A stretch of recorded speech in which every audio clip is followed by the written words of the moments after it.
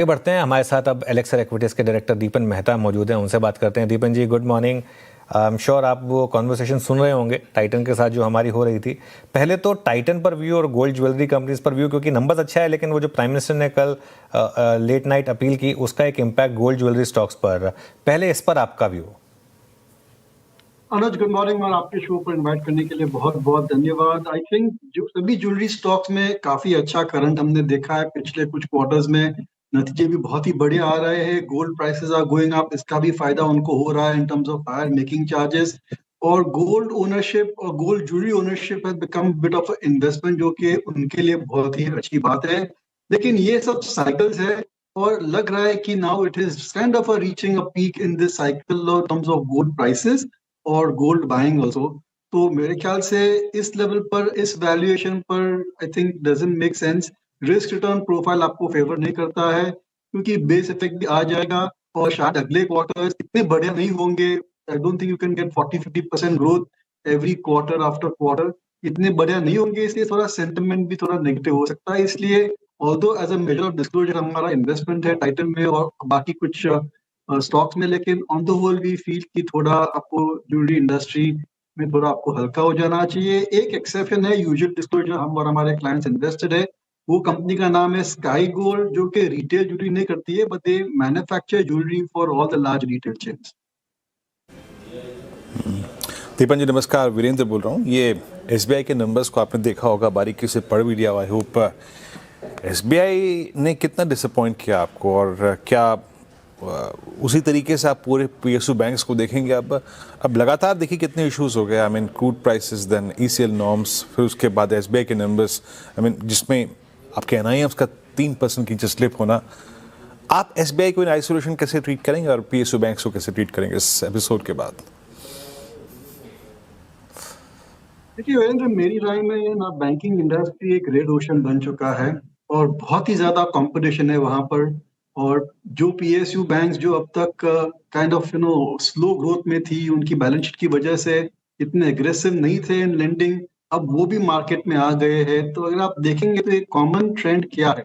एक common trend ये है कि जो बड़ी बैंक्स है इनका बैलेंस शीट बहुत ही बड़ा है, जैसे कि एसबीआई है, एचडीएफसी है, आईसीआईसीआई बैंक है, एक्सिस बैंक है, इंडसइंड है। इनकी growth definitely is now lower than the industry, और उनको आगे उनकी लोन बुक या डिपॉजिट बढ़ाने में बहुत ही चैलेंजेस आ रही है। Smaller banks are doing well, क्योंकि उनकी लोन, उनकी बेस इफेक्ट थोड़ी कम है, they are able to manage, और नए नए प्रोडक्ट्स, नए एरियाज में ब्रांच एक्सपेंशन की वजह से they are able to maintain the momentum. लेकिन on the whole banking sector में और लेंडिंग सेक्टर में मैं जरूर से थोड़ा कॉशियस होना चाहता हूँ, क्योंकि अगर आप देखेंगे तो इतनी सारी कंपटीशन की वजह से net interest margin, growth rate पर जरूर से असर आ सकता है। और अभी तो हमने इफेक्ट देखा नहीं है because of the gulf war in the overall economy. तो आई वुड से कि ये जो नतीजे हम देख रहे हैं यहाँ पर, flattish growth in large cap banks, ये एक शायद स्ट्रक्चरल ट्रेंड बन सकता है। ओके, डॉलर का भाव 95 के पार वापस निकलता हुआ 95.13 पर आ चुका है। अब इस समय डॉलर का भाव बड़ी गिरावट इस समय प्ले आउट हो रही है डॉलर रुपए में। ये देखिए 95.13, जी हाँ, 0.7% नीचे इस समय कच्चा तेल, सॉरी डॉलर रुपये और कच्चा तेल का इम्पैक्ट 106 पर कच्चा तेल।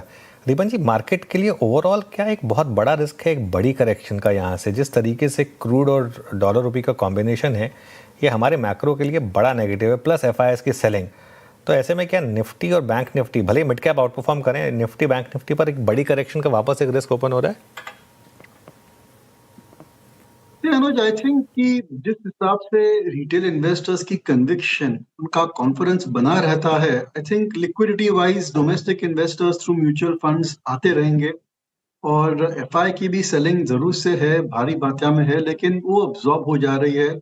और कभी ना कभी ये वॉर को एंड होना है। I mean it could take 1 week, 10 days, 15 days, और उसके बाद ऑयल के दाम जरूर से घटेंगे, 15-20% भी घट सकते हैं। तो जो एग्जिस्टिंग इन्वेस्टर्स है, क्योंकि वो लॉन्ग टर्म है, म्यूचुअल फंड के थ्रू है, तो उनका नजरिया is beyond immediate next 3-4 weeks और सो, जो कि एक अच्छी बात है।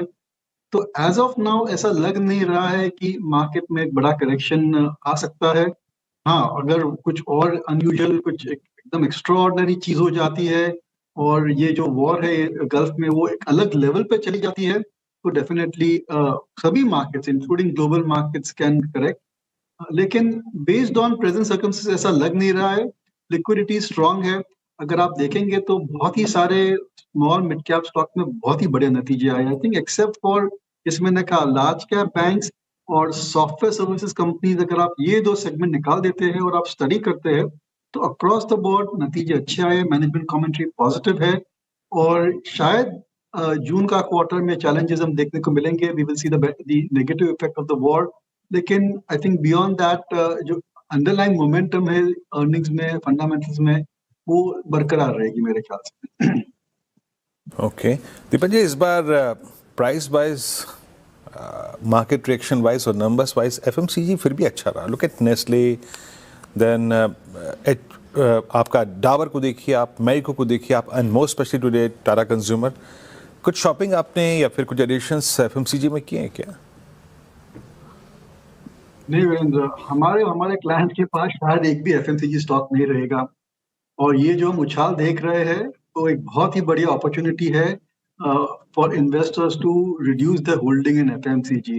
देखिए एफएमसीजी ने इतनी सारी वेल्थ क्रिएशन की है कि many investors are married to their FMCG stock. अगर आप पोर्टफोलियो देखेंगे तो उनके पास एचयूएल, नेस्ले, गोदरेज, मैरिको, डाबर वगैरह पड़े हुए हैं क्योंकि अच्छे रिटर्न दिए हैं पास में पिछले डेकेड में। लेकिन अब इनकी स्टोरी मेरे ख्याल से बहुत ही स्ट्रक्चरली स्टैग्नेंट और फ्लैट आउट हो गई है और इस सेक्टर को जरूर से आपको अवॉइड करना है। देखिए ऐसे अच्छे क्वार्टर्स आ सकते हैं, जीएसटी कट है, बेस इफेक्ट है, लोअर रॉ मटेरियल कॉस्ट है, एडवर्टाइजिंग कभी कभी कम कर देते हैं जिसकी वजह से you may see optically 1 or 2 quarters good numbers, लेकिन उनकी जो लॉन्ग टर्म ग्रोथ ट्रेजेक्टरी है, उनकी जो लॉन्ग टर्म वॉल्यूम की जो पोटेंशियल है that has now become low single digit.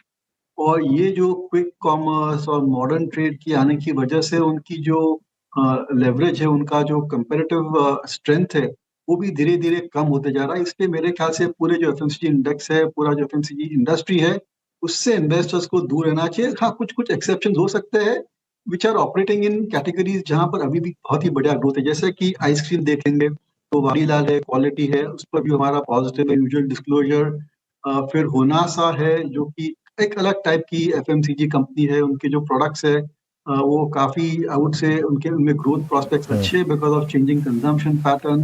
And then there is something like Nykaa जो कि बिल्कुल। फैशन में भी है और बीटीसी भी है, तो थोड़ा सा आपको सिलेक्ट करना पड़ेगा। सेलेक्टिव होना होगा। चलिए दीपक जी, बहुत बहुत शुक्रिया आज हमारे साथ जुड़ने के लिए और हमसे बात करने के लिए। आगे बढ़ते हैं मार्केट